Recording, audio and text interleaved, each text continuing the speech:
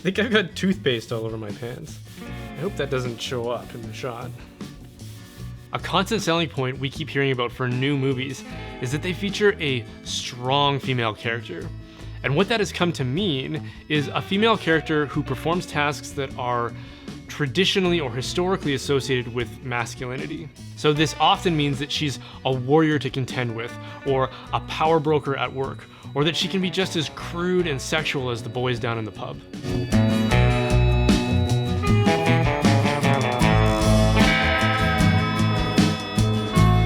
Our ancestors believed that men and women have distinct qualities, and as far as I've been told, all of the prevailing science supports that.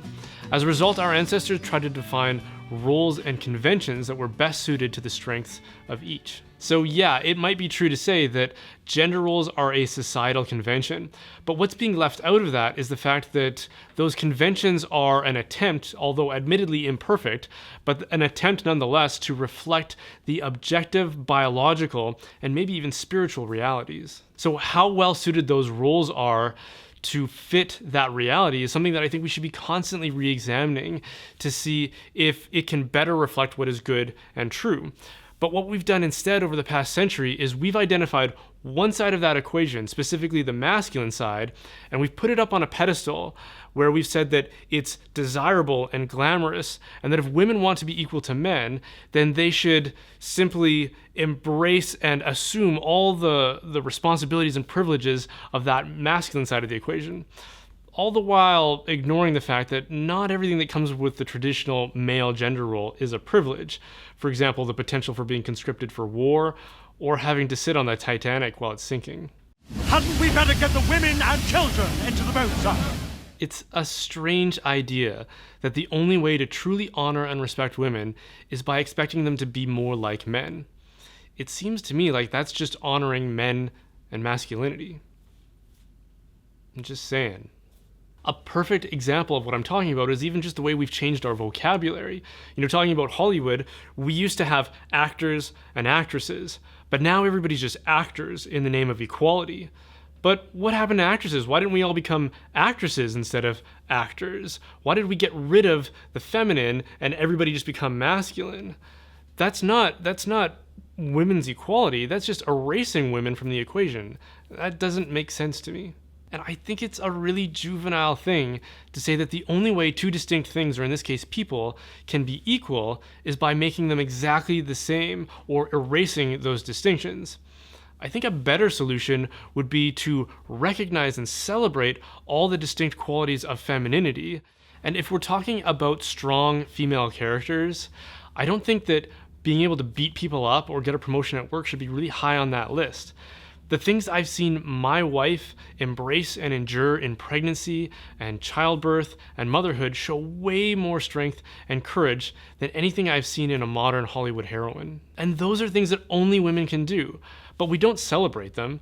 Instead, we pressure women to embrace roles that look more typically male because we've somehow identified that masculinity is the best and that femininity should be suppressed, even medically if necessary. So let's bring this into the conversation about the Catholic priesthood. The first thing I would say is that I think that this conversation has fallen prey to a lot of the same nonsense that I'm talking about. I think that because this role has always been exclusively performed by men, we've surrendered to this idea that it is desirable and glamorous and therefore should be also available to women. All the while we're forgetting that this is a role of tremendous sacrifice. They give up physical intimacy, spousal companionship, the opportunity to have children of their own. They never stay in one place for very long, and they work insane hours. Not surprisingly, the factions that are campaigning for the ordination of women are also campaigning for the abolition of celibacy.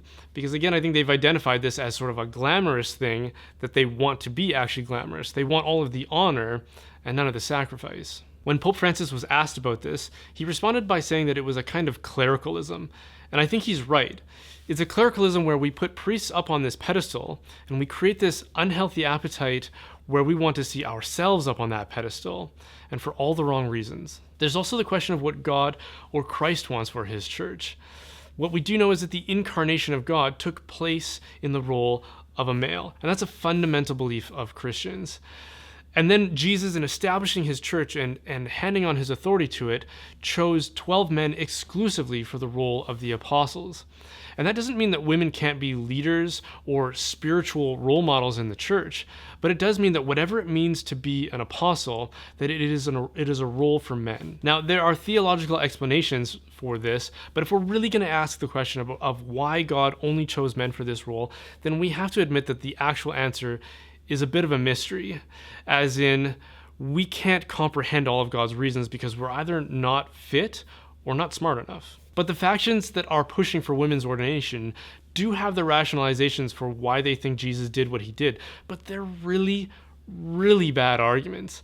And they smuggle in what I think is an unintended but necessary conclusion that would throw the baby Jesus out with the bathwater. They say that Jesus only chose men because of societal conventions and because men exclusively sat in positions of religious authority, that Jesus was just going along with that.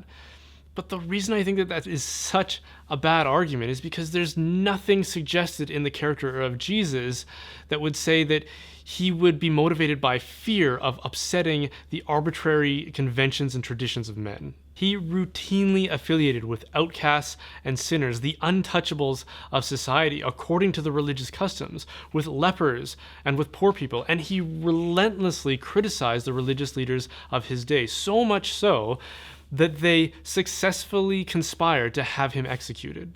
The second very serious problem with that line of reasoning is that it includes the belief that restricting certain roles to men, or women for that matter, is sexist.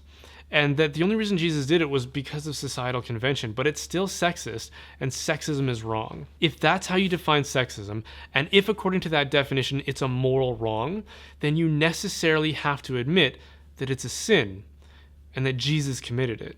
And if Jesus committed a sin, then he could not have been God incarnate, God who is goodness itself.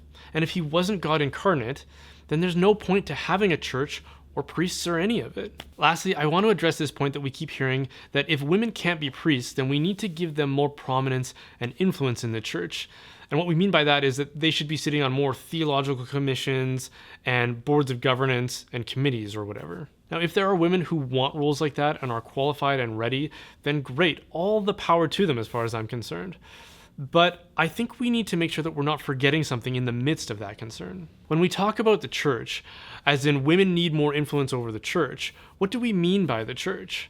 Well, the church is God's people, so influence over the church is synonymous with influence over God's people. Well, the thing I would say to that, and I hesitate to say it because I can just feel the hate mail coming, is that traditionally, women already had the most influential role in the church.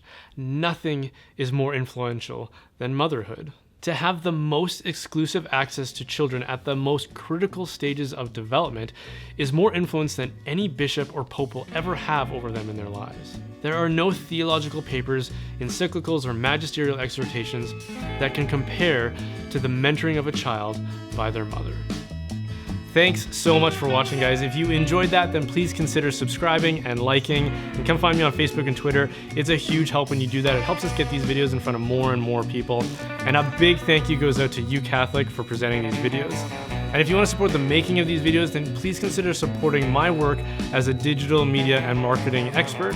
My company, Holdsworth Design, specializes in branding, web and graphic design, marketing, social media, videography, and all that kind of good stuff. So if you know of a parish, a diocese, a ministry, or a business that needs help in those areas, then please send them our way, and I'm sure we can help them out.